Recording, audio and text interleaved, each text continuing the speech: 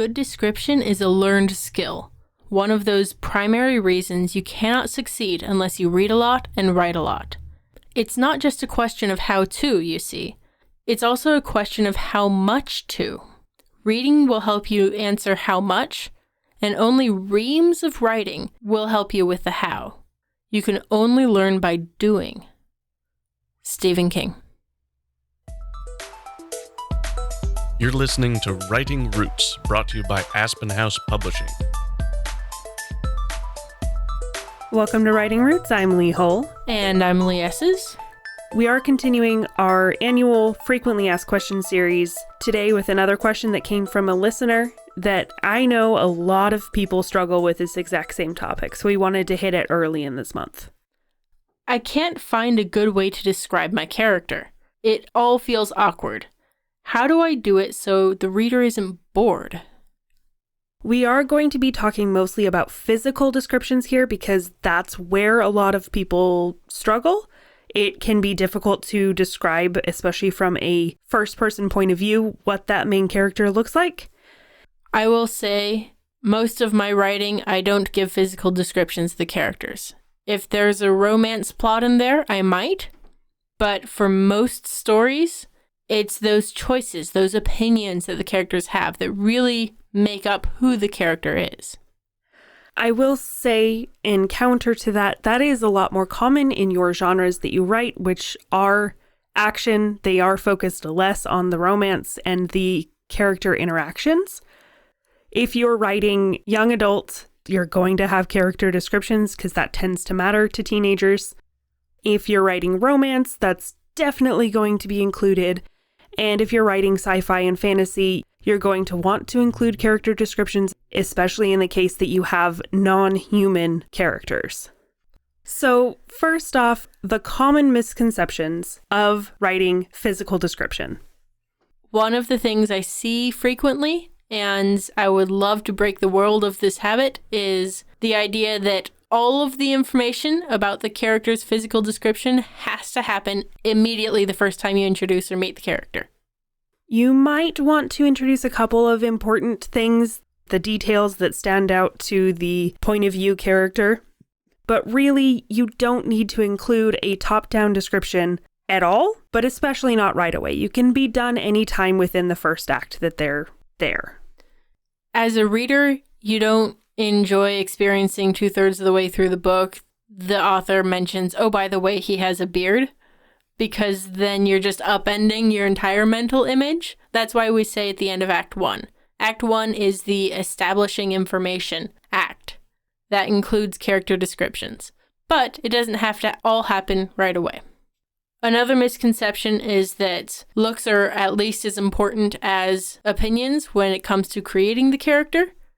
I've seen a lot of aspiring authors with character sketches, which I highly encourage, but if I asked them what political party they would belong to if they existed in modern day US, they wouldn't have a clue.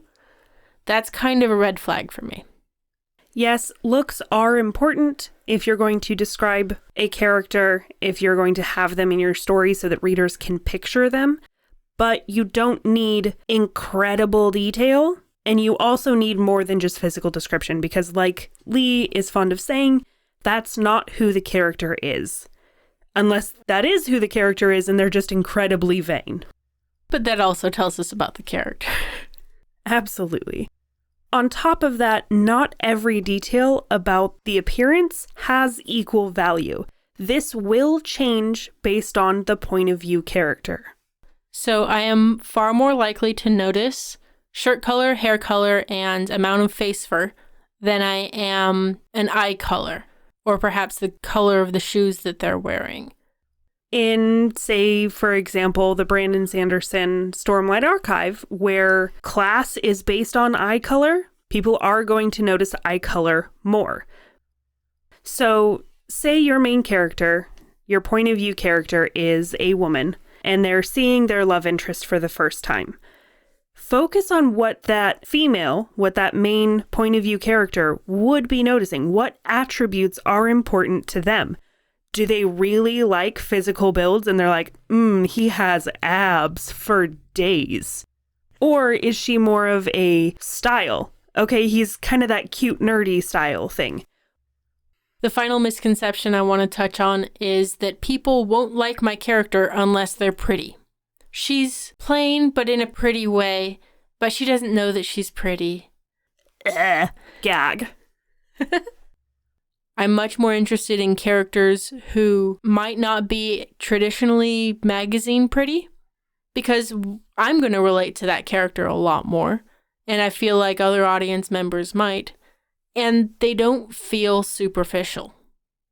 I know kind of what we've talked about is a little bit vague because there's no exact formula for describing a character, but there are some things that you can aim towards, goals that you can have to describe a character. The very first one is going to have someone else do the describing. So if you have multiple POVs, this is a lot easier because you can bounce around and describe characters as needed. But it is really hard to describe the point of view character using the point of view character's mentality because they're going to think about themselves differently. Attaching an emotion to that description is also helpful. Where, hey, I think that person's attractive, you're going to only recognize just a couple of things. That's all I'm seeing is those freckles are a turn on. They get me every time. I looked across the room and there she was, all smiles and freckles. That single sentence gives you an idea of what's important to the point of view character and an idea of who that other character is as well. Hatred can be just as powerful a motivator as romance. Oh my God, Becky, look at her butt. It's like so big. Just because it's not a strictly romantic description doesn't mean you can't do it. Because we know quite a bit about the character that she is describing to Becky. Because of their disdain, they can also point out physical features they don't like. That being said, having character A describe character B doesn't just tell the audience about character B.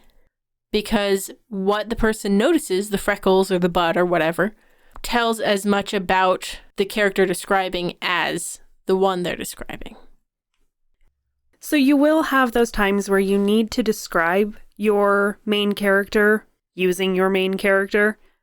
How do they view themselves? This is how you're going to show what they look like. There are a couple of different approaches I've seen to this. One of my favorites is the analytical style, which you see a lot in Jack Reacher. One of my favorite moments was when he needed to basically be a lookout. So he had to find a way to blend in, even though he was physical description. Sometimes you'll get a character that will describe themselves in a humorous way. And I like to think of Richard Castle from the show on this one, where he sees himself in the mirror and he goes, I really am ruggedly handsome, aren't I? You will also see a self-deprecating way. It's rare that someone looks in the mirror after taking a shower and goes, gosh, my lips are just voluptuous. Please try to avoid mirror descriptions. One way I like to do this is just mention those things that matter in the moment of the scene. So in my gamer files, my main character has fun colored hair, and she takes off a wig and shakes out her green and black hair. There are some things we advise you keep an eye out for, and that includes info dumping. This goes back to the not all of the information needs to be given all at once. There is an unveiling to the character, which shows your point of view character is paying attention and helps the reader remember because they're not trying to memorize this list of stuff. Start broad, and then as the story goes, get narrower. Also keep an eye out for any time you use anything food related to describe a person. Especially when it comes to races and skin colors. Some people don't mind, but a lot of people don't like having their skin described as caramel or chocolate because those are edible things and people are not edible no matter what Jeffrey Dahmer might say. You'll also want to look out for how this information is used and reaffirmed through the story. Say you're writing an enemies to lovers, and you start out a description of an aspect of the, at that time, enemy that they really hate. How can you use that and change it into something that they like later when they start to become lovers? So he might start off looking like this brutish Philistine juggernaut type character, and then by the end, his muscles give him really broad shoulders and this nice square jaw. You'll also want to make sure you stay consistent. No shifting hair colors. Sandy blonde and golden curls are not the same. And like we mentioned at the end of last season, when in doubt, leave it out. If there isn't a plot relevant point to it, then your readers are more likely to relate to the character if they don't have descriptors that reject your reader. Overall, think about how you would want to be described in a book. What sort of things would you focus on writing about yourself? What sort of things would you focus on writing about your best friend or your significant other? Start there and then write selfishly. If you have a question or comment for our hosts or a topic you'd like us to cover, send us an email at writingroots@aspenhousepublishing.com or find us on Facebook by searching for Aspen House Publishing.